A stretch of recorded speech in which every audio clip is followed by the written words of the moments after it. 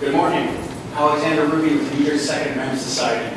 I wanted to speak on behalf of Bill 2178. Obviously, I oppose it. I wanted to make a couple of issues brought to light.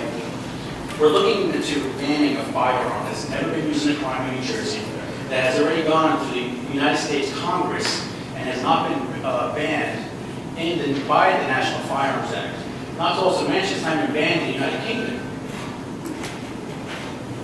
Now, specifically, a lot of companies that manufacture the 50BMG, specifically the Barrett firearms industry, they have come forward and due to similar regulations in the state of New York and many other states, there is now news that Barrett Firearms will no longer sell or service firearms to law enforcement in New York, and many other states have passed bills that have banned those firearms within their state.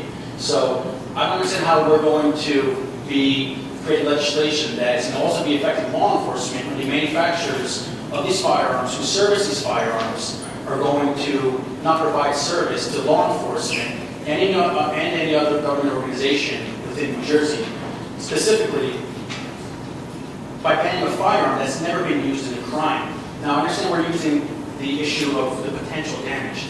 All firearms and anything else, any object can have the potential for damage. For instance, why does anybody need a 200-mile-an-hour Corvette in New Jersey? Should we start talking about banning Corvettes and Bugattis that can go over 250 miles an hour?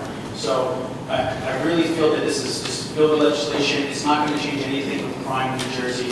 It's going to also punish law enforcement because if we pass this bill, many other firearms companies, including Barrett, the manufacturer, which is probably one of the best manufactured BMG firearms, is going to prohibit the sale and servicing.